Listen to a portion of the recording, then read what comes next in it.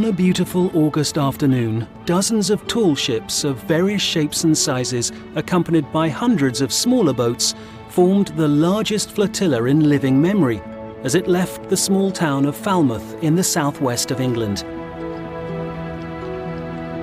These magnificent ships were all heading for the start of a race to Greenwich, over 200 miles away in London. On board these ships were over 800 trainee crew members, many of whom had never been to sea or even been sailing before. These trainees had been recruited to support the professional sailors and given the chance to experience life as part of a tall ship crew.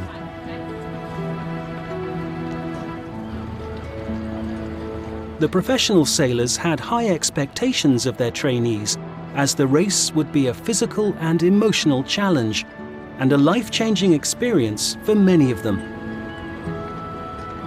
This tall ships race was organised by Sail Training International, a charity dedicated to the development and education of young people through sailing experiences.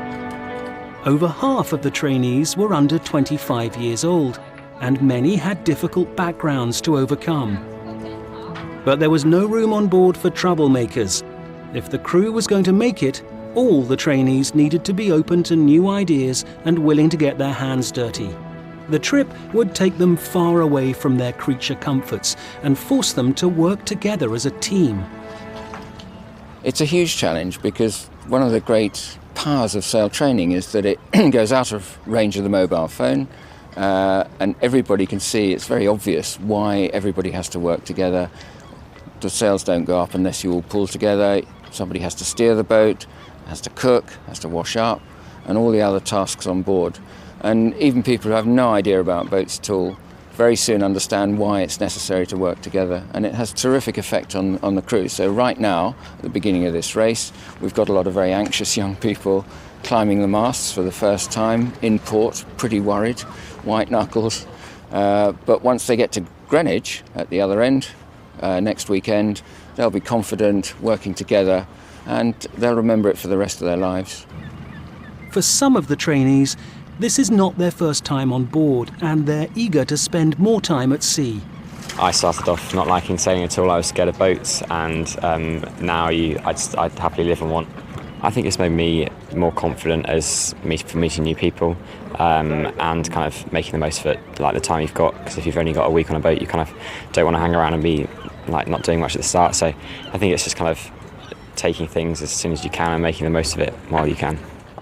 Jack now helps first-timers on board find their sea legs. I think probably the biggest thing is, sometimes when it's really rough, it's a bit uneasy, but you just get on with it, and as soon as you've been off for a couple of days, you forget that you even felt slightly ill in the first place. And what's the biggest challenge when a new crew arrives? I think it's just getting to know the new people, really. Obviously you're always going to find people that you don't go on with quite as well, but it's just learning to kind of get around things and make the best of what you've got. But it isn't just young people who have the opportunity to experience life as part of a tall ship crew. The most remarkable ship in the flotilla is, without a doubt, the Tenacious. Launched in the year 2000, the ship is fully accessible for disabled crew, giving people of all abilities and all ages the same opportunities as their able-bodied crewmates.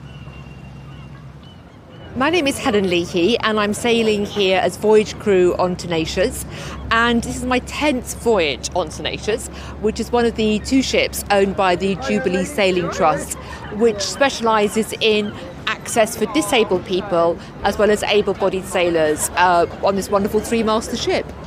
So every single detail is as accessible as possible for the widest number of people. So, for example, you might be surprised to know that somebody who's blind can actually steer the ship, because the compass has a speaking compass, so they can hear where they're going, even if they can't see where they're going. But for me, I think, as a disabled person in particular, it's about meeting other people who have different sorts of disabilities, working together with people as a crew, and when you come on board, you really don't know who your fellow crew members are going to be. They can be all ages, all shapes, sizes, colours, creeds, And that's fantastic. So it becomes a community of people who really become one, as it were, become as the crew and work together and live together in a fairly confined space for a week or so. And that's a very special experience. And I don't think it's an experience that you can have on land very easily.